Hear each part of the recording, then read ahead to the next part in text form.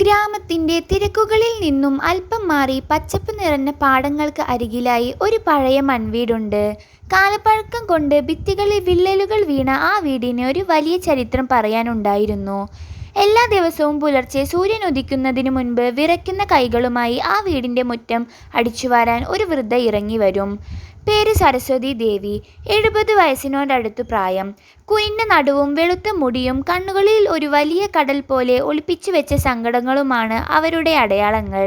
ഇന്ന് ആ വീട്ടിൽ അവരൊരു ജോലിക്കാരിയെപ്പോലെയാണെങ്കിലും പണ്ട് ആ വീടിന്റെ ഐശ്വര്യവും സർവാധികാരിയും അവരായിരുന്നു. സരസ്വതി ദേവിയുടെ ഭർത്താവ് രാംനാഥ് ഗ്രാമത്തിലെ എല്ലാവരും ബഹുമാനിക്കുന്ന ഒരു കർഷകനായിരുന്നു. അവർക്ക് വലിയ കൃഷിയിടങ്ങളും പശുക്കളും ധാരാളം സമ്പത്തും ഉണ്ടായിരുന്നു. സന്തോഷം നിറഞ്ഞ ആ ജീവിതത്തിന് മേൽ കരിനിഴൽ വീണത് 10 വർഷങ്ങൾക്ക് മുൻപുള്ള ഒരു രാത്രിയിലായിരുന്നു. പെട്ടെന്നുണ്ടായ ഹൃദയാഘാതം രാംനാഥിനെ ഈ ലോകത്തു നിന്ന് തട്ടിയെടുത്തു. അതോടെ സരസ്വതി ദേവിയുടെ ജീവിതം ഇരുട്ടിലായി. ആ വലിയ തണൽ മരത്തിന്റെ വേർപാടോടെ 2 കൊച്ചുമക്കളെ വളർത്തുക എന്ന വലിയ ഉത്തരവാദിത്വം ആ അമ്മയുടെ ചുമലിലായി. മോഹൻ എന്നും സോഹൻ എന്നും പേരുള്ള 2 മക്കൾ.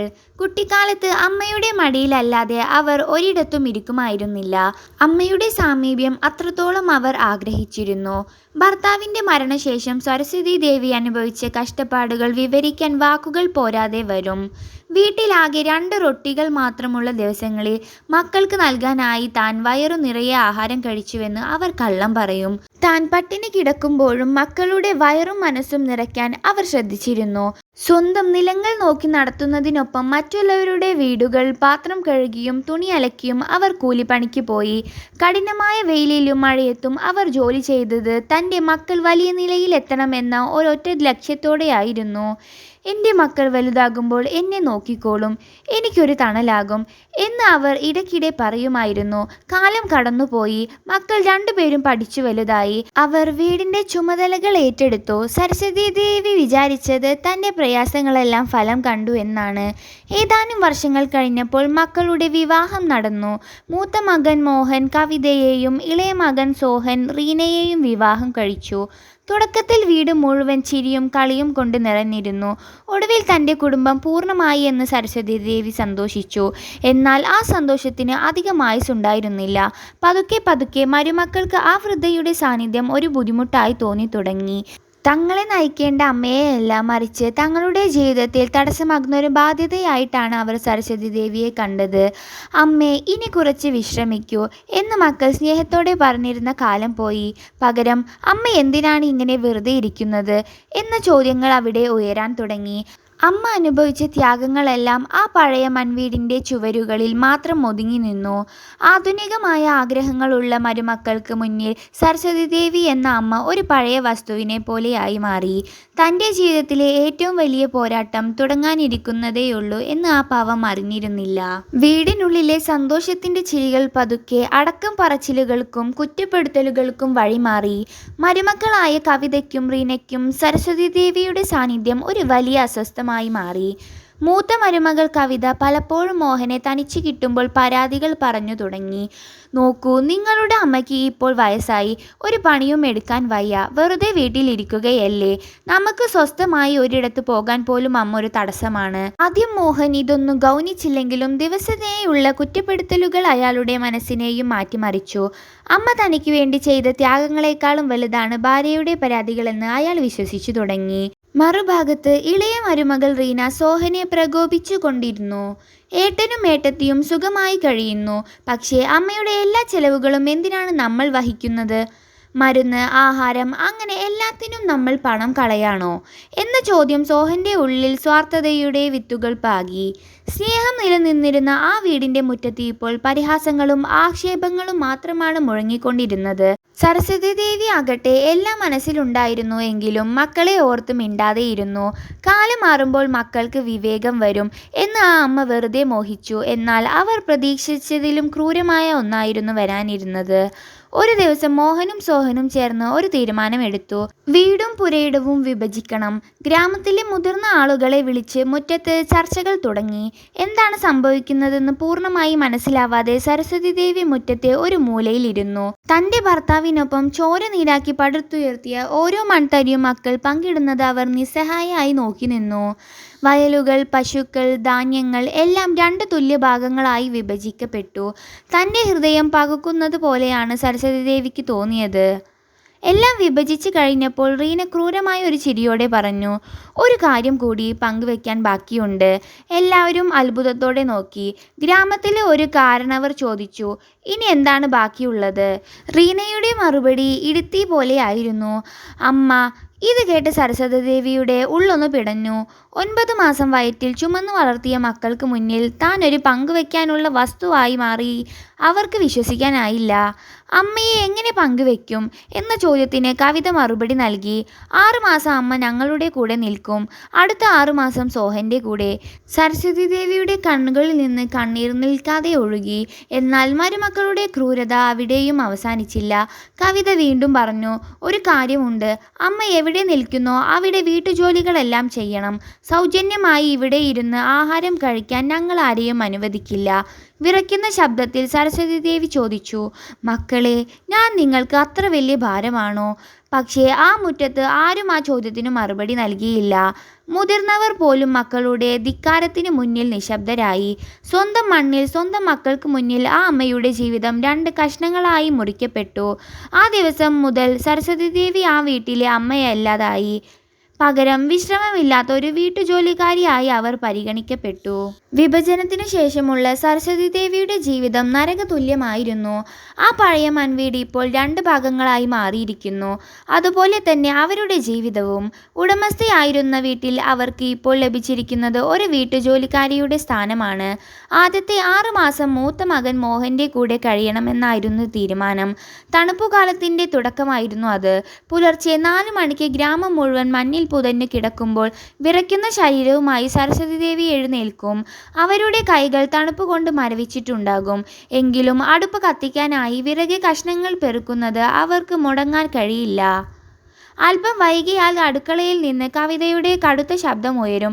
"എന്താ അമ്മേ ഇത്? ഇതുവരെ അടുപ്പ് കത്തിച്ചില്ലേ? വീട്ടിലുള്ളവരെയൊക്കെ പട്ടിണിക്കിടാനാണോ ഭാവം?" ഈ ശകാരം കേൾക്കുമ്പോൾ പരിഭ്രമത്തോടെ സരസ്വതീദേവി വേഗത്തിൽ പണി തുടങ്ങും. പുക കണ്ണു നിറയ്ക്കുമ്പോഴും അവർ പരാതിയൊന്നും പറയാതെ കണ്ണുനീർ തുടച്ച് ജോലി തുടരും. പാത്രം കഴുകൽ, മുറ്റം തൂക്കൽ, കിണറ്റിൽ നിന്ന് വെള്ളം കോരൽ എന്നിങ്ങനെ കഠിനമായ എല്ലാ ജോലികളും ആ 70കാരി ഒറ്റയ്ക്ക് ചെയ്യേണ്ടി വന്നു. മോഹനും കവിതയും ചായ കുടിച്ച് വിശ്രമിക്കുമ്പോൾ സരസ്വതീദേവിക്ക് ഒരു തുള്ളി ചായ കൊടുക്കാൻ പോലും അവർ തയ്യാറായിരുന്നില്ല. എല്ലാവരും ഭക്ഷണം കഴിച്ച ശേഷം കവിത ബാക്കി വന്ന കരിഞ്ഞ റൊട്ടി കഷ്ണങ്ങൾ അവരുടെ മുന്നിലേക്ക് എറിഞ്ഞു കൊടുക്കും. "ഇത് കഴിച്ചോളൂ, ഇനി നഖശിഖാന്തം കാണിക്കാൻ നിൽക്കേണ്ട" എന്ന പരിഹാസത്തോടെയുള്ള വാക്കുകൾ കേട്ട് ആ അമ്മ മിണ്ടാതെ ആ റൊട്ടി കഷ്ണം കണ്ണുനീരോടെ കഴിച്ചു. ദിവസങ്ങൾ കടന്നുപോയി. മോഹൻ്റെ വീട്ടിലെ 6 മാസം അവസാനിച്ചു. അടുത്ത 6 മാസത്തിനായി അവർ സോഹൻ്റെ വീട്ടിലേക്ക് മാറേണ്ട ദിവസം വന്നു. മോഹൻ്റെ വീട്ടിലെ പീഡനങ്ങളിൽ നിന്ന് ഒരു മോചനമുണ്ടാകുമെന്ന് അവർ കരുതിയെങ്കിലും സോഹൻ്റെ വീട്ടിലെ അവസ്ഥ ഇതിലും പരിതാപകരമായിരുന്നു. റീന അവരെ കണ്ടയുടനെ പറഞ്ഞത്, "വന്നത് നന്നായി. ഇവിടെയും ഒരുപാട് പണികൾ കെട്ടിക്കിടക്കുന്നുണ്ട്" എന്നാണ്. സോഹൻ്റെ വീട്ടിൽ അവർക്ക് വിശ്രമിക്കാൻ ഒരു നിമിഷം പോലും ലഭിച്ചില്ല. രാവിലത്തെ ജോലികൾക്ക് പുറമെ വയലിൽ പോയി പശുക്കൾക്കുള്ള തീറ്റ, പുല്ല് അരിഞ്ഞു കൊണ്ടുവരിക എന്ന കഠിനമായ പണിയും അവർ ചുമലിലായി. വയസ്സായ ആ ശരീരത്തിന് താങ്ങാൻ കഴിയുന്നതിലും അപ്പുറമായിരുന്നു ആ ജോലികൾ. പലപ്പോഴും തളർന്ന് ഇരിക്കുമ്പോൾ റീന അടുത്തേക്ക് വന്ന് ആക്രോശിക്കും, "എന്തിനാ അവിടെ ഇരിക്കുന്നത്? പണികൾ താനേ തീരുമെന്നാണോ വിചാരം?" സരസ്വതീദേവിയുടെ മനസ്സ് തകർന്നുപോയി. പണ്ട് ഈ മക്കൾക്ക് വേണ്ടി പട്ടിണി കിടന്നതും അവർക്ക് രോഗം വരുമ്പോൾ ഉറക്കമൊഴിച്ചിരുന്നതുമെല്ലാം അവരുടെ ഓർമ്മകളിൽ മിന്നിമറഞ്ഞു. രാത്രിയിൽ മുറ്റത്തെ ഒരു മൂലയിൽ ആകാശത്തേക്ക് നോക്കിയിരിക്കുമ്പോൾ അവർ മെല്ലെ പറയും, "ദൈവമേ, എനിക്ക് എന്തെങ്കിലും തെറ്റ് പറ്റിയെങ്കിൽ എന്നെ ശിക്ഷിച്ചോളൂ. പക്ഷേ എൻ്റെ മക്കൾക്ക് നല്ല ബുദ്ധി നൽകണേ." ആ അമ്മയുടെ പ്രാർത്ഥന മുകളിലിരുന്ന് ദൈവം കേൾക്കുന്നുണ്ടായിരുന്നു. നീതിയുടെ സൂര്യൻ ഉദിക്കാൻ ഇനിയും സമയമെടുക്കുമെങ്കിലും അന്ധകാരം അവസാനിക്കാനുള്ള തുടക്കം അവിടെ തുടങ്ങുകയായിരുന്നു. എങ്കിലും വലിയൊരു കൊടുങ്കാറ്റ് അവരുടെ ജീവിതത്തിലേക്ക് വരാനിരിക്കുന്നതേ ഉണ്ടായിരുന്നുള്ളൂ. സരസ്വതീദേവിയെ ശാരീരികമായി തളർത്തിക്കൊണ്ടിരുന്നു. ഒരു ജോലിക്കാരിയേക്കാൾ കഠിനമായ പണികളാണ് റീന അവരെ കൊണ്ട് ചെയ്യിച്ചിരുന്നത്. ഒരു ദിവസം ഉച്ചസമയം കഠിനമായ വെയിലത്ത് വയലിൽ നിന്ന് പശുക്കൾക്കുള്ള വലിയൊരു പുല്ലുകെട്ടുമായി സരസ്വതീദേവി വരികയായിരുന്നു. പ്രായം തളർത്തിയ അവരുടെ നട്ടെല്ല് ആ ഭാരത്തിന് മുന്നിൽ വല്ലാതെ വളഞ്ഞിരുന്നു. പാടവരമ്പിലെ ചെളിയിൽ കാല് വഴുതി അവർ പെട്ടെന്ന് നിലത്തേക്ക് വീണു. തലയിലുണ്ടായിരുന്ന പുല്ലുകെട്ട് ദൂരത്തേക്ക് തെറിച്ചുപോയി. വീഴ്ചയുടെ ആഘാതത്തിൽ അവരുടെ മുട്ട് കല്ലിലിടിച്ച് ആഴത്തിൽ മുറിഞ്ഞു. ചോര വാർന്നൊഴുകുന്ന മുട്ടുമായി അവർ വേദന കൊണ്ട് പുളഞ്ഞു. ചുറ്റും സഹായത്തിനായി ആരുമുണ്ടായിരുന്നില്ല. ഒടുവിൽ ഏറെ നേരത്തെ പരിശ്രമത്തിന് ശേഷം ഒരു വടിയുടെ സഹായത്തോടെ വേച്ച് അവർ വീട്ടിലെത്തി.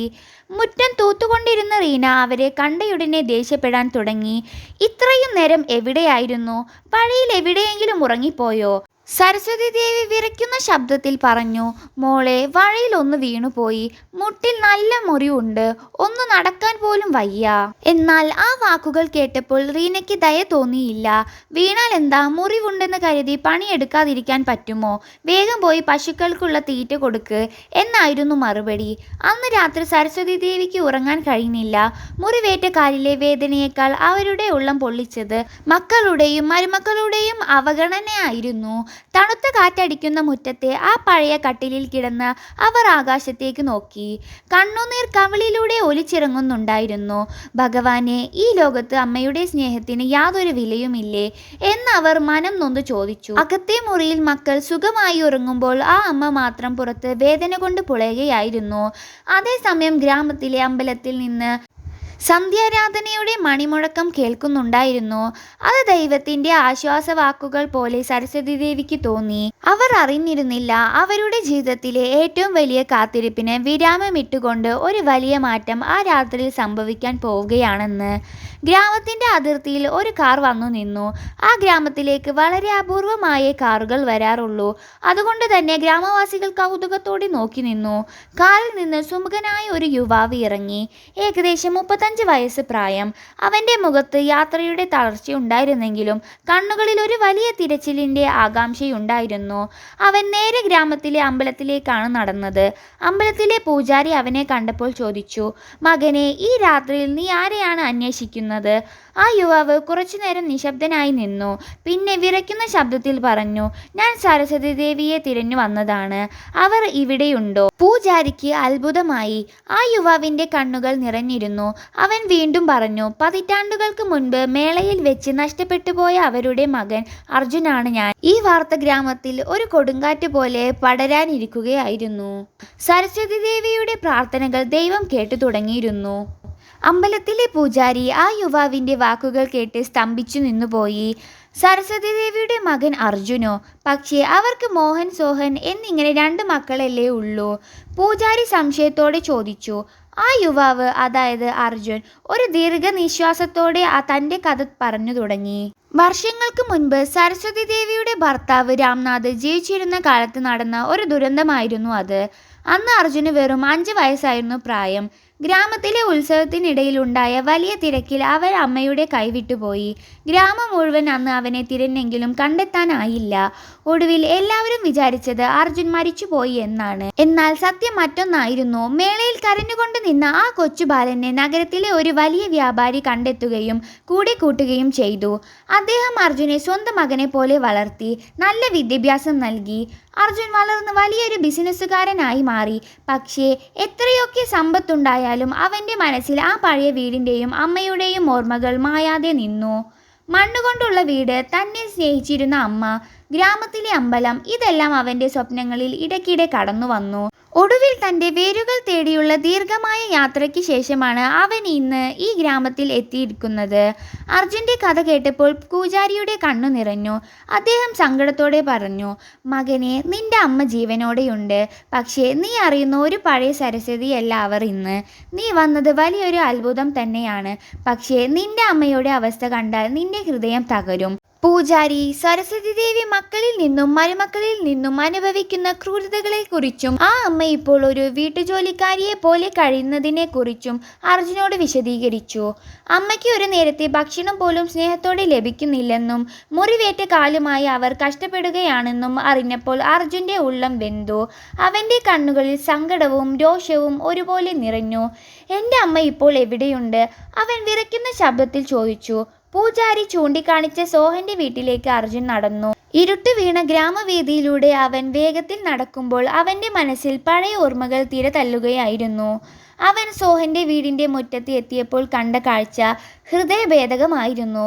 മുറ്റത്തെ ഒരു മൂലയിൽ പഴകിയ ഒരു കട്ടിലിൽ പുതപ്പില്ലാതെ വിറച്ചിരിക്കുന്ന ഒരു വൃദ്ധ. മുറിവേറ്റ കാലിൽ അവർ ഒരു തുണി വെച്ച് കെട്ടിയിട്ടുണ്ട്. അർജുൻ പതുക്കെ അവരുടെ അടുത്തേക്ക് ചെന്നു. സരസ്വതി ദേവി ആരാ വരുന്നത് കണ്ട് തലയുയർത്തി നോക്കി. ഇരുട്ടിൽ നിൽക്കുന്ന ആ യുവാവിനെ അവർക്ക് തിരിച്ചറിയാൻ കഴിഞ്ഞില്ല. അർജുൻ മുട്ടുകുത്തി അവരുടെ മുന്നിലിരുന്നു. അവന്റെ കണ്ണുകളിൽ നിന്ന് കണ്ണീർത്തുള്ളികൾ താഴേക്ക് വീണു. വിറയ്ക്കുന്ന ശബ്ദത്തിൽ അവൻ വിളിച്ചു, "അമ്മേ." ആ വിളി സരസ്വതി ദേവിയുടെ കാതുകളിൽ വർഷങ്ങൾക്ക് മുൻപ് കേട്ട ഏതോ ശബ്ദം പോലെ മുഴങ്ങി. അവർ അവന്റെ മുഖത്തേക്ക് സൂക്ഷിച്ചു നോക്കി. തൻ്റെ കാണാതായ മകൻ തിരിച്ചു വരുമെന്ന് അവർ സ്വപ്നത്തിൽ പോലും കരുതിയിരുന്നില്ല. പക്ഷേ ആ നിമിഷം ആ മുറ്റത്ത് ദൈവം ഒരു വലിയ നീതിക്ക് തുടക്കം കുറിക്കുകയായിരുന്നു. അമ്മേ എന്ന് വിളിച്ചപ്പോൾ സരസ്വതി ദേവി കുറച്ചു നേരം നിശ്ചലയായി നിന്നുപോയി. ആ ശബ്ദം അവരുടെ ഹൃദയത്തിൻ്റെ ആഴങ്ങളിൽ എവിടെയോ ചെന്ന് തൊട്ടു. ഇരുട്ടിൽ തെളിയുന്ന ആ മുഖത്തേക്ക് നോക്കുമ്പോൾ വർഷങ്ങൾക്ക് മുൻപ് നഷ്ടപ്പെട്ട തൻ്റെ കുഞ്ഞു അർജുൻ്റെ ഛായ അവർക്ക് അതിൽ തോന്നി. ആരാണ് എന്നെ അമ്മയെന്ന് വിളിക്കുന്നത്? അവർ വിറയ്ക്കുന്ന ശബ്ദത്തിൽ ചോദിച്ചു. അർജുൻ അവരുടെ കൈകൾ ചേർത്ത് പിടിച്ചു. അവൻ്റെ കണ്ണീർ ആ കൈകളിൽ വീണു. "അമ്മേ, ഇത് ഞാൻ അർജുനാണ്, നിങ്ങളുടെ മൂന്നാമത്തെ മകൻ. മേളയിൽ വെച്ച് നഷ്ടപ്പെട്ടു പോയ നിങ്ങളുടെ കുഞ്ഞ് തിരിച്ചു വന്നിരിക്കുകയാണ്." സരസ്വതി ദേവിക്ക് വിശ്വസിക്കാനായില്ല. അവർ അവൻ്റെ മുഖം തടവി നോക്കി. തൻ്റെ മകൻ മരിച്ചുപോയെന്ന് ലോകം പറഞ്ഞപ്പോഴും ഉള്ളിൻ്റെ ഉള്ളിൽ അവൻ എവിടെയോ ജീവിച്ചിരിപ്പുണ്ടാകുമെന്ന് ആ അമ്മ വിശ്വസിച്ചിരുന്നു. "എൻ്റെ അർജുനോ, മകനെ, നീ വന്നോ?" അവർ പൊട്ടിക്കരഞ്ഞുകൊണ്ട് അവനെ കെട്ടിപ്പിടിച്ചു. വർഷങ്ങളായി ഉള്ളിൽ അണക്കെട്ടി നിന്ന സങ്കടങ്ങളെല്ലാം ആ ഒരൊറ്റ കെട്ടിപ്പിടുത്തത്തിൽ അലിഞ്ഞില്ലാതായി. ആ സമയത്താണ് സോഹന്റെ ഭാര്യ റീന വീടിനുള്ളിൽ നിന്ന് പുറത്തേക്ക് വന്നത്. മുറ്റത്ത് ഒരു അപരിചിതൻ അമ്മയെ കെട്ടിപ്പിടിച്ചിരിക്കുന്നത് കണ്ടപ്പോൾ അവർക്ക് ദേഷ്യം വന്നു. "ആരാണ് നീ? ഈ രാത്രിയിൽ എവിടെ നിന്ന് എന്തിനാ തമാശ കാണിക്കുന്നത്?" റീന ആക്രോശിച്ചു. തൊട്ടു പിന്നാലെ ഉറക്കത്തിൽ നിന്ന് എഴുന്നേറ്റ് സോഹനും അങ്ങോട്ടേക്ക് വന്നു. "എന്താ ഇവിടെ നടക്കുന്നത്?" സോഹൻ അത്ഭുതത്തോടെ ചോദിച്ചു. അർജുൻ എഴുന്നേറ്റ് നിന്നു. അവൻ്റെ മുഖത്ത് ഇപ്പോൾ സങ്കടമല്ല, മറിച്ച് ഒരു തണുത്ത രോഷമായിരുന്നു ഉണ്ടായിരുന്നത്. "ഞാൻ നിങ്ങളുടെ സഹോദരനാണ് അർജുൻ, ഈ വീടിൻ്റെ മൂന്നാമത്തെ അവകാശി," അർജുൻ ദൃഢസ്വരത്തിൽ പറഞ്ഞു. ഇത് കേട്ട സോഹൻ പരിഹാസത്തോടെ ചിരിച്ചു. "ഏതെങ്കിലും ഒരാൾ വന്ന് ഇങ്ങനെ പറഞ്ഞാൽ ഞങ്ങൾ വിശ്വസിക്കുമെന്ന് കരുതിയോ? നിനക്ക് എന്ത് തെളിവാണുള്ളത്?"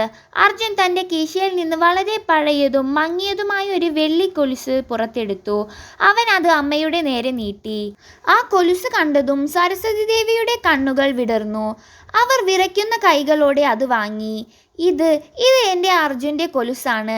അന്ന് മേളയിൽ പോകുമ്പോൾ ഞാൻ അവൻ്റെ കാലിൽ അണിയിച്ചത് അതേ കൊലുസ്," സരസ്വതി ദേവി സാക്ഷ്യം പറഞ്ഞു. "അന്ന് തിരക്കിൽ അമ്മയുടെ കൈ വിട്ടുപോയപ്പോൾ ആ കുഞ്ഞിൻ്റെ കാലിൽ നിന്ന് ഊരി വീണ കൊലുസ് അവൻ കൈക്കലാക്കിയിരുന്നു. അത് വർഷങ്ങളോളം തൻ്റെ അമ്മയുടെ ഓർമ്മയ്ക്കായി അവൻ കാത്തു സൂക്ഷിച്ചു." സത്യം മനസ്സിലായപ്പോൾ സോഹന്റെയും റീനയുടെയും മുഖം വിളറി. പിറ്റേന്ന് രാവിലെ തന്നെ ഗ്രാമം മുഴുവൻ ഈ വാർത്ത അറിഞ്ഞു. വർഷങ്ങൾക്ക് ശേഷം സരസ്വതി ദേവിയുടെ കാണാതായ മകൻ വലിയൊരു ബിസിനസ്സുകാരനായി തിരിച്ചെത്തിയിരിക്കുന്നു എന്ന വാർത്ത കേട്ട് നാട്ടുകാരെല്ലാം ആ വീട്ടുമുറ്റത്ത് ഒത്തുകൂടി. മൂത്ത മകൻ മോഹനും ഭാര്യ കവിതയും ഓടിയെത്തി. അർജുൻ എല്ലാവരെയും ശാന്തമായി നോക്കി. ഗ്രാമത്തിലെ മുതിർന്നവരും അവിടെയുണ്ടായിരുന്നു. അർജുൻ അന്ന് അവിടെ വെച്ച് ഒരു കാര്യം പ്രഖ്യാപിച്ചു. "എൻ്റെ അമ്മയ്ക്ക് ഇത്രയും കാലം നിങ്ങൾ നൽകിയ സ്നേഹം എന്താണെന്ന് ഞാൻ അറിഞ്ഞു. സ്വന്തം അമ്മയെ വീട്ടുജോലിക്കാരിയാക്കി മാറ്റിയ നിങ്ങളോട് എനിക്ക് സഹോദരങ്ങൾ എന്ന നിലയിൽ ബഹുമാനമില്ല. ഇന്നു മുതൽ എൻ്റെ അമ്മ എൻ്റെ കൂടെ വരും." അർജുൻ്റെ വാക്കുകൾ കേട്ട് മോഹനും സോഹനും തല താഴ്ത്തി നിന്നു. എന്നാൽ അർജുൻ അവിടെ തീർത്തത് ഒരു വലിയ കൊടുങ്കാറ്റായിരുന്നു. തൻ്റെ അമ്മയുടെ അഭിമാനവും അധികാരവും വീണ്ടെടുക്കാനുള്ള ഒരു വലിയ രഹസ്യം അവൻ ഇനി വെളിപ്പെടുത്താൻ ഇരിക്കുന്നതേ ഉണ്ടായിരുന്നുള്ളൂ. അർജുൻ്റെ വരവ് ഗ്രാമത്തിൽ വലിയൊരു ചർച്ചാ വിഷയമായി മാറി. താൻ കണ്ട സ്വപ്നങ്ങളെക്കാൾ വലിയൊരു ജീവിതം തൻ്റെ മകൻ കെട്ടിപ്പടുത്തീർത്തിരിക്കുന്നു എന്ന് അറിഞ്ഞപ്പോൾ സരസ്വതി ദേവിയുടെ കണ്ണുകളിൽ അഭിമാനം നിറഞ്ഞു. എന്നാൽ മോഹന്റെയും സോഹന്റെയും ഉള്ളിൽ ഭയമായിരുന്നു. അർജുൻ വെറും ഒരു അതിഥിയായല്ല, മറിച്ച് ചോദ്യം ചെയ്യാനുറച്ച അവകാശിയായാണ് വരുന്നത് എന്ന് അവർക്ക് മനസ്സിലായി. ഗ്രാമത്തിലെ മുതിർന്നവരും നാട്ടുകാരും നിറഞ്ഞ ആ വീട്ടുമുറ്റത്ത് അർജുൻ തൻ്റെ ബാഗിൽ നിന്ന് ഒരു പഴയ ഫയൽ പുറത്തെടുത്തു. "ഇത്രയും കാലം നിങ്ങൾ അമ്മയെ ഒരു ഭാരമായി കണ്ടു. 6 മാസത്തെ വിഭജനത്തിലൂടെ അമ്മയെ നിങ്ങൾ ഒരു കഷ്ണമായി പങ്കിട്ടു. എന്നാൽ നിങ്ങൾ അറിയാത്തൊരു സത്യമുണ്ട്," അർജുൻ ഗൗരവത്തോടെ പറഞ്ഞു. അവൻ ആ ഫയലിലെ രേഖകൾ ഗ്രാമത്തിലെ കാരണവർക്ക് കൈമാറി. അത് വർഷങ്ങൾക്ക് മുൻപ് അവരുടെ അച്ഛൻ രാംനാഥ് എഴുതി വെച്ച ഒസ്യത്ത് ആയിരുന്നു. കാരണവർ അത് ഉച്ചത്തിൽ വായിക്കാൻ തുടങ്ങി. രാംനാഥ് തൻ്റെ മരണത്തിന് മുൻപ് എഴുതിയ ആ രേഖയിൽ വ്യക്തമായി പറഞ്ഞിരുന്നു, എൻ്റെ കാലശേഷം എൻ്റെ എല്ലാ സ്വത്തുക്കളും, ഈ വീടും കൃഷിയിടങ്ങളും പശുക്കളും എൻ്റെ പ്രിയ പത്നി സരസ്വതി ദേവിയുടെ പൂർണ്ണ ഉടമസ്ഥയിലായിരിക്കും. അവർ ജീവിച്ചിരിക്കുമ്പോൾ ഈ സ്വത്തിൽ മക്കൾക്ക് യാതൊരു അവകാശവും ഇല്ല. അവരുടെ അനുവാദമില്ലാതെ ഒരു മരക്കൊമ്പ് പോലും വെട്ടാൻ ആർക്കും അധികാരമില്ല. ഇത് കേട്ടതും മോഹൻ്റെയും സോഹൻ്റെയും മുഖം വിളറി വെളുത്തു. തങ്ങളുടേതെന്ന് കരുതി അവർ പങ്കിടുത്ത് ഭൂമിയും വീടും നിയമപരമായി ഇന്നും അമ്മയുടെ പേരിലാണെന്ന സത്യം അവരെ തളർത്തി. നിങ്ങൾ അമ്മയെ നോക്കിയത് പുണ്യമായിട്ടല്ല, മറിച്ച് ഈ സ്വത്തുക്കൾ കൈക്കലാക്കാനായിരുന്നു. അർജുൻ മക്കളെ നോക്കി ആഞ്ഞടിച്ചു. അമ്മയുടെ ഔദാര്യത്തിലാണ് നിങ്ങൾ ഇപ്പോൾ ഈ വീട്ടിൽ കഴിയുന്നത്. നിയമപരമായി പറഞ്ഞാൽ ഇന്ന് ഈ നിമിഷം ഈ വീട്ടിൽ നിന്ന് നിങ്ങളെ പുറത്താക്കാൻ അമ്മയ്ക്ക് അധികാരമുണ്ട്. കവിതയും റീനയും ഭയത്തോടെ പരസ്പരം നോക്കി. തങ്ങൾ ഇതുവരെ ദ്രോഹിച്ചുകൊണ്ടിരുന്ന ആ വൃദ്ധയുടെ കാരുണ്യത്തിലാണ് തങ്ങളുടെ നിലനിൽപ്പെന്ന് അവർ വൈകിയാണ് തിരിച്ചറിഞ്ഞത്. സരസ്വതി ദേവി ആ നിമിഷം വികാരധീനയായി. തൻ്റെ ഭർത്താവ് തനിക്ക് നൽകിയ സുരക്ഷിതത്വത്തെക്കുറിച്ച് അവർക്ക് അറിവില്ലായിരുന്നു. അർജുൻ അമ്മയുടെ അരികിൽ വന്നിരുന്നു. അമ്മേ, ഇവർ നിങ്ങളെ സ്നേഹിച്ചില്ല, പക്ഷേ അച്ഛൻ നിങ്ങളെ ഒരുപാട് സ്നേഹിച്ചിരുന്നു. നിങ്ങളെ ആരും തെരുവിലേക്ക് എറിയാതിരിക്കാനാണ് അച്ഛൻ ഈ കരുതലുകൾ ചെയ്തത്. ഇപ്പോൾ പറയൂ അമ്മേ, നിങ്ങളെ വേദനിപ്പിച്ച ഇവർ ഈ വീട്ടിൽ തുടരണോ? മുറ്റത്ത് ഒരു വലിയ നിശബ്ദത പടർന്നു. എല്ലാവരും സരസ്വതി ദേവിയുടെ വാക്കുകൾക്കായി കാതോർത്തു. നീതിയുടെ തുലാസ് ഇപ്പോൾ ആ അമ്മയുടെ കയ്യിലായിരുന്നു. മക്കൾ ചെയ്ത ക്രൂരതകൾക്ക് പകരമായി അവരെ ആ മണ്ണിൽ നിന്ന് പുറത്താക്കണോ അതോ അമ്മയുടെ സ്നേഹം വീണ്ടും അവർക്ക് നൽകണോ എന്ന വലിയ തീരുമാനത്തിന് മുന്നിലായിരുന്നു അവർ. അർജുൻ തൻ്റെ അമ്മയുടെ കൈകൾ ചേർത്തു പിടിച്ചു. അവൻ വന്നത് അമ്മയെ കൂട്ടിക്കൊണ്ടുപോകാൻ മാത്രമല്ല, അവർക്ക് നഷ്ടപ്പെട്ട അന്തസ്സും അധികാരവും തിരികെ നൽകാൻ കൂടിയായിരുന്നു. സരസ്വതി ദേവി എല്ലാവരെയും ഒന്ന് നോക്കി. തൻ്റെ മുന്നിൽ തല കുനിച്ച് നിൽക്കുന്ന മക്കൾ, ഭയത്തോടെ നിൽക്കുന്ന മരുമക്കൾ, നീതിക്കായി കാത്തു നിൽക്കുന്ന നാട്ടുകാർ. ആ ഓസ്യത്തിലെ വിവരങ്ങൾ മോഹനെയും സോഹനെയും അടിമുടി ഉലച്ചിരുന്നു. തങ്ങൾ ഇത്രയും കാലം അഹങ്കരിച്ചിരുന്നത് അമ്മയുടെ സ്വത്തിലാണെന്നും അവർക്ക് തങ്ങളെ ആ നിമിഷം ഇറക്കിവിടാൻ കഴിയുമെന്നും ഉള്ള സത്യം അവരെ വല്ലാതെ ഭയപ്പെടുത്തി. പക്ഷേ ആ ഭയത്തേക്കാൾ ഉപരിയായി തങ്ങൾ ചെയ്ത തെറ്റുകളുടെ ആഴം ആദ്യമായി അവർ തിരിച്ചറിഞ്ഞു. അമ്മേ, മൂത്ത മകൻ മോഹൻ പൊട്ടിക്കരഞ്ഞുകൊണ്ട് സരസ്വതി ദേവിയുടെ പാദങ്ങളിൽ വീണു. ഞങ്ങളോട് ക്ഷമിക്കണം അമ്മേ. പണത്തോടുള്ള അത്യാഗ്രഹം ഞങ്ങളുടെ കണ്ണ് മഞ്ഞപ്പിച്ചു കളഞ്ഞു. സ്വന്തം അമ്മയെ ഒരു വേലക്കാരിയെ പോലെ കണ്ട ഞങ്ങൾക്ക് ഈ ശിക്ഷ കുറഞ്ഞുപോയി. മോഹന്റെ കരച്ചിൽ കണ്ട് സോഹനും നിയന്ത്രണം വിട്ടു. അവൻ അമ്മയുടെ കാല് പിടിച്ചു കരഞ്ഞു. ഞങ്ങൾ ചെയ്തത് വലിയ പാപമാണ് അമ്മേ. ഞങ്ങളെ ഈ വീട്ടിൽ നിന്ന് പുറത്താക്കിയാലും ഞങ്ങൾക്ക് പരാതിയില്ല. പക്ഷേ ഉള്ളറിഞ്ഞു ഒന്ന് ക്ഷമിക്കണം. കവിതയും റീനയും ആ മുറ്റത്ത് വെച്ച് പരസ്യമായി മാപ്പിരുന്നു. അവർക്ക് മനസ്സിലായി, അർജുൻ വന്നത് വെറും ഒരു മകനായിട്ടല്ല, മറിച്ച് തൻ്റെ അമ്മയുടെ ആത്മാഭിമാനം സുരക്ഷിക്കാനാണെന്ന്. അമ്മേ, ഞങ്ങളെ വീണ്ടും നിങ്ങളുടെ മക്കളായി കാണാൻ കഴിയുമോ എന്ന് അറിയില്ല, പക്ഷേ ഇനിയൊരു തെറ്റ് ഞങ്ങളിൽ നിന്നും ഉണ്ടാവില്ല, കവിത തേങ്ങലോടെ പറഞ്ഞു. അർജുൻ ശാന്തമായി അമ്മയെ നോക്കി. അമ്മേ, നിയമവും അധികാരവും ഇപ്പോൾ അമ്മയുടെ കയ്യിലാണ്. ഈ വീട്ടിൽ നിന്ന് അവരെ ഇറക്കി വിടാൻ അമ്മയ്ക്ക് ഒരു വാക്ക് മതി. അമ്മയുടെ കൂടെ നഗരത്തിലേക്ക് വരാൻ കാർ തയ്യാറാണ്. അവിടെ അമ്മയ്ക്ക് സമാധാനമായി കഴിയാം. സരസ്വതി ദേവി മെല്ലെ എഴുന്നേറ്റ് തൻ്റെ മുറിവേറ്റ കാൽ പതിയെ നിലത്തു വെച്ച് മക്കളുടെ അരികിലേക്ക് നടന്നു. വിറയ്ക്കുന്ന കൈകളോടെ അവർ മോഹനെയും സോഹനെയും തോളിൽ പിടിച്ച് എഴുന്നേൽപ്പിച്ചു. ആ അമ്മയുടെ കണ്ണുകളിൽ ഇപ്പോൾ കോപമില്ലായിരുന്നു, പകരം വാത്സല്യമായിരുന്നു. മക്കളെ, അമ്മയുടെ മനസ്സ് അങ്ങനെയല്ല. മക്കൾ എത്ര തെറ്റ് ചെയ്താലും അവരെ തെരുവിലേക്ക് എറിയാൻ ഒരമ്മയ്ക്കും കഴിയില്ല. നിങ്ങൾ നിങ്ങളുടെ തെറ്റ് തിരിച്ചറിഞ്ഞുവല്ലോ, അത് മതി എനിക്ക്. സരസ്വതി ദേവി അർജുൻ്റെ കൈ പിടിച്ചു പറഞ്ഞു. മകനെ, നഗരത്തിലെ വലിയ വീട്ടിൽ നിനക്കൊപ്പം വരാൻ എനിക്ക് സന്തോഷമേയുള്ളൂ. പക്ഷേ ഈ മൺവീട് നിന്റെ അച്ഛൻ്റെ ഓർമ്മകളാണ്. ഇത് വിട്ടുപോകാൻ എനിക്ക് കഴിയില്ല. എനിക്ക് വേണ്ടത് ഈ മക്കളുടെ കൂടെയുള്ള ജീവിതമല്ല, അവരുടെ മനസ്സിലെ സ്നേഹമാണ്. ഇന്ന് അത് എനിക്ക് തിരികെ കിട്ടി. ആ വാക്കുകൾ കേട്ട് നാട്ടുകാരുടെ കണ്ണ് നിറഞ്ഞു. മക്കൾ കാണിച്ച ക്രൂരതയ്ക്ക് സ്നേഹം കൊണ്ട് മറുപടി നൽകിയ ആ അമ്മയുടെ ഹൃദയം അർജുനെ അത്ഭുതപ്പെടുത്തി. പക്ഷേ അർജുൻ അവിടെ വെച്ച് ഒരു ഉറച്ച തീരുമാനമെടുത്തു. അമ്മ ഇനി ഈ വീട്ടിൽ കഴിയുന്നത് പഴയതുപോലെയാകില്ല. അതിനായി അവൻ പുതിയ ചില കാര്യങ്ങൾ ആസൂത്രണം ചെയ്യാൻ തുടങ്ങി. സരസ്വതി ദേവിയുടെ ക്ഷമയും സ്നേഹവും മക്കളുടെയും മരുമക്കളുടെയും ഹൃദയത്തിൽ വലിയൊരു മാറ്റത്തിന് തുടക്കം കുറിച്ചു. ആ വീടിന്റെ അന്തരീക്ഷം ആകെ മാറി മറഞ്ഞു. വിഭജനത്തിന്റെ മതിലുകൾ മനസ്സിൽ നിന്ന് നീക്കം ചെയ്യപ്പെട്ടു. മക്കൾ അമ്മയെ വീണ്ടും ബഹുമാനിക്കാനും സ്നേഹിക്കാനും പഠിച്ചു. കവിതയും റീനയും മത്സരിച്ചെന്നോണം അമ്മയെ പരിചരിക്കാൻ തുടങ്ങി.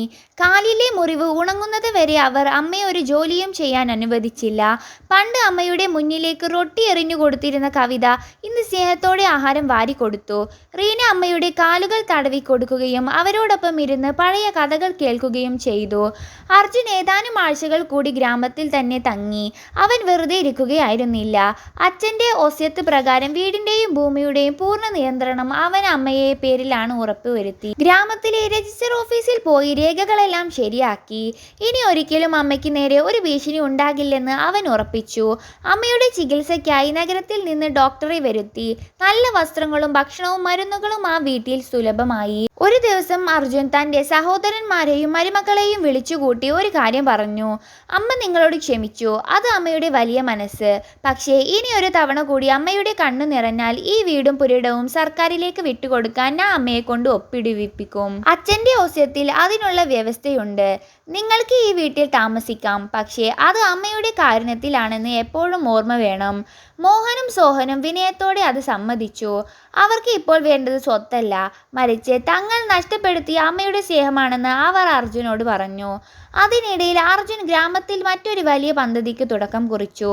തൻ്റെ സമ്പാദ്യത്തിൽ നിന്ന് ഒരു വലിയ തുക മാറ്റിവെച്ച് ഗ്രാമത്തിൻ്റെ മധ്യത്തിൽ ഒരു മനോഹരമായ കെട്ടിടം പണിയാൻ അവൻ ഉത്തരവിട്ടു. സരസ്വതി ദേവി അതിനെക്കുറിച്ച് ചോദിച്ചപ്പോൾ അവൻ പുഞ്ചിരിയോടെ പറഞ്ഞു, അമ്മേ, നമ്മുടെ ഗ്രാമത്തിൽ അമ്മയെപ്പോലെ കഷ്ടപ്പെടുന്ന ഒരുപാട് മുതിർന്നവരുണ്ട്. മക്കൾ ഉപേക്ഷിച്ചവരും ഭാരമായി കാണുന്നവരും. അവർക്ക് അന്തസ്സോടെ കഴിയാൻ ഒരു സ്ഥലവും വേണം. അതിൻ്റെ പേര് അമ്മയുടെ അനുഗ്രഹം എന്നായിരിക്കും. കുറച്ചു മാസങ്ങൾക്കുള്ളിൽ ആ വൃദ്ധസദനം തയ്യാറായി. അത് കേവലം ഒരു അഭയകേന്ദ്രമായിരുന്നില്ല, മറിച്ച് സ്നേഹവും ബഹുമാനവും കൈമാറുന്ന ഒരിടമായിരുന്നു. സരസ്വതി ദേവി തന്നെയായിരുന്നു അതിൻ്റെ ഉദ്ഘാടനം നിർവഹിച്ചത്. ഗ്രാമവാസികൾ എല്ലാവരും അർജുനെയും സരസ്വതി ദേവിയെയും സ്തുതിച്ചു. ഈ സംഭവം ഗ്രാമത്തിലെ മറ്റു മക്കൾക്കും ഒരു വലിയ പാഠമായി. മാതാപിതാക്കളെ അവഗണിക്കുന്നവർക്ക് അർജുൻ ഒരു താക്കീതായി, സരസ്വതി ദേവി ഒരു മാതൃകയായും മാറി. ആ പഴയ മൺവീട് ഇപ്പോൾ വെറും ഒരു വീടല്ല, ഗ്രാമത്തിലെ സ്നേഹത്തിൻ്റെ പ്രതീകമായി മാറി. വർഷങ്ങൾക്ക് ശേഷം സരസ്വതി ദേവിയുടെ മുഖത്ത് ആത്മസംതൃപ്തിയുടെയും സമാധാനത്തിൻ്റെയും വെളിച്ചം പടർന്നു. തൻ്റെ നഷ്ടപ്പെട്ട മകൻ മടങ്ങി വന്നത് തൻ്റെ ജീവിതം മാത്രമല്ല, ഒരു നാടിൻ്റെ തന്നെ കാഴ്ചപ്പാട് മാറ്റാനാണെന്ന് അവർ തിരിച്ചറിഞ്ഞു. ഗ്രാമത്തിൽ സന്ധ്യാനേരത്തെ ഇളം കാറ്റ് വീശിക്കൊണ്ടിരുന്നു. സരസ്വതി ദേവി തൻ്റെ വീടിൻ്റെ മുറ്റത്ത് ഒരു കസേരയിൽ ശാന്തമായി ഇരിക്കുകയായിരുന്നു. വർഷങ്ങൾക്ക് ശേഷം ആ മുഖത്ത് സങ്കടത്തിൻ്റെ നിഴലുകൾ മാഞ്ഞുപോയിരിക്കുന്നു. ഇപ്പോൾ ആ പഴയ മൺവീട്ടിൽ നിന്ന് കേൾക്കുന്നത് തർക്കങ്ങളോ ശകാരങ്ങളോ അല്ല, മറിച്ച് കുട്ടികളുടെ ചിരിയും സന്തോഷം നിറഞ്ഞ വർത്തമാനങ്ങളുമാണ്. മോഹനും സോഹനും തങ്ങളുടെ മക്കളെയും കൂട്ടി അമ്മയുടെ അരികിൽ വന്നിരുന്നു. അവർ ഇപ്പോൾ അമ്മയെ നോക്കുന്നത് ഒരു ഭാരമായിട്ടല്ല, മറിച്ച് തങ്ങളുടെ വീടിൻ്റെ വിളക്കായിട്ടാണ്. അർജുൻ നഗരത്തിലേക്ക് മടങ്ങാനുള്ള ഒരുക്കത്തിലായിരുന്നു. തൻ്റെ ദൗത്യം പൂർത്തിയായെന്ന സംതൃപ്തി അവൻ്റെ മുഖത്തുണ്ടായിരുന്നു. അവൻ അമ്മയുടെ അരികിൽ വന്ന് നിലത്തിരുന്നു. അമ്മേ, ഞാൻ പോകുകയാണ്. പക്ഷേ ഇടയ്ക്കിടെ ഞാൻ ഇവിടെ വരും. ഇനി ആരെങ്കിലും അമ്മയെ വിഷമിച്ചാൽ എന്നെ വിളിക്കാൻ മറക്കരുത്, അർജുൻ തമാശയായി പറഞ്ഞു. സരസ്വതി ദേവി അവൻ്റെ തലയിൽ തലോടിക്കൊണ്ട് പറഞ്ഞു, ഇല്ല മകനെ, ഇപ്പോൾ ഇവിടെ എന്നെ ഒരുപാട് സ്നേഹിക്കുന്നുണ്ട്. നിന്റെ വരവ് ഇവരുടെ കണ്ണു തുറപ്പിച്ചു. സ്നേഹം കൊണ്ട് മാറ്റാൻ കഴിയാത്തതായി ഒന്നുമില്ലെന്ന് നീ എനിക്ക് കാണിച്ചു തന്നു.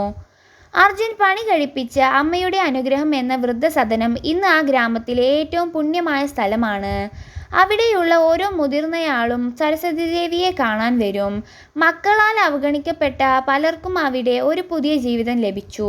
സരസ്വതി ദേവി പലപ്പോഴും അവിടെ പോയി അവരോടൊപ്പം സമയം ചെലവഴിക്കുകയും അവർക്ക് ആശ്വാസം പകരുകയും ചെയ്യും. ഗ്രാമത്തിലെ മറ്റ് യുവാക്കൾക്ക് ഈ കഥ വലിയൊരു പാഠമായി. മാതാപിതാക്കൾക്ക് ലഭിക്കേണ്ടത് ഭക്ഷണവും മരുന്നും മാത്രമല്ല, മറിച്ച് അവരെ പരിഗണിക്കുന്നു എന്ന തോന്നലും ആദരവുമാണെന്ന് എല്ലാവരും മനസ്സിലാക്കി. ദൈവത്തിൻ്റെ നീതി നടപ്പിലാക്കാൻ ചിലപ്പോൾ സമയമെടുത്തേക്കാം, പക്ഷേ അതൊരിക്കലും ഇല്ലാതാകില്ല. സരസ്വതി ദേവി സഹിച്ച കഷ്ടപ്പാടുകൾക്കും കണ്ണുനീരുകൾക്കും ദൈവം നൽകിയ മറുപടിയായിരുന്നു അർജുൻ്റെ തിരിച്ചുവരവ്. ആ അമ്മയുടെ മാതൃത്വം തോറ്റുപോകാൻ ദൈവം അനുവദിച്ചില്ല. തൻ്റെ മക്കളെ ശിക്ഷിക്കാൻ അധികാരം ലഭിച്ചിട്ടും അവരോട് ക്ഷമിച്ച സരസ്വതി ദേവിയുടെ വലിയ മനസ്സ്. അവരെ ഒരു സാധാരണ സ്ത്രീയിൽ നിന്നും ഒരു വലിയ മാതൃകയിലേക്ക് ഉയർത്തി. സൂര്യൻ അസ്തമിക്കുമ്പോൾ സരസ്വതി ദേവി ആകാശത്തേക്ക് നോക്കി കൈകൂപ്പി, ഭഗവാനെ, എൻ്റെ മക്കൾക്ക് നല്ല ബുദ്ധി നൽകിയതിനും നഷ്ടപ്പെട്ട മകനെ തിരികെ നൽകിയതിനും നന്ദി എന്നവർ മന്ത്രിച്ചു. മോഹനും സോഹനും വന്ന് അമ്മയുടെ കൈ പിടിച്ച് വീടിനുള്ളിലേക്ക് കൊണ്ടുപോയി. ആ പഴയ മൺവീട് ഇപ്പോൾ സ്നേഹത്തിൻ്റെയും ഒരു കോട്ടയായി മാറിയിരുന്നു. ഈ കഥ നമുക്ക് നൽകുന്ന സന്ദേശം വളരെ വ്യക്തമാണ്. ലോകത്ത് നമ്മൾ ആരുടെ മനസ്സ് വേദനിപ്പിച്ചാലും സ്വന്തം മാതാപിതാക്കളുടെ മനസ്സ് വേദനിപ്പിക്കരുത്. അവരാണ് നമ്മളുടെ വേരുകൾ. വേരുകൾ അറ്റാൽ മരം ഉണങ്ങിപ്പോകുന്നത് പോലെ മാതാപിതാക്കളുടെ ശാപമേറ്റാൽ ഒരു മനുഷ്യനും ജീവിതത്തിൽ സമാധാനം ലഭിക്കില്ല. നേരെ മറിച്ച് അവരുടെ അനുഗ്രഹം കൂടെയുണ്ടെങ്കിൽ ഏതൊരു പ്രതിസന്ധിയെയും മറികടക്കാൻ നമുക്ക് കഴിയും. അമ്മയുടെ അനുഗ്രഹമാണ് ഒരു മനുഷ്യന് ഈ ലോകത്ത് ലഭിക്കാവുന്ന ഏറ്റവും വലിയ സമ്പത്ത്. ആ സത്യം തിരിച്ചറിഞ്ഞ് മോഹനും സോഹനും ഇന്ന് സന്തുഷ്ടരാണ്. അമ്മയുടെ തണലിൽ ആ കുടുംബം ഒരു വസന്തം പോലെ വിരിഞ്ഞു നിൽക്കുന്നു.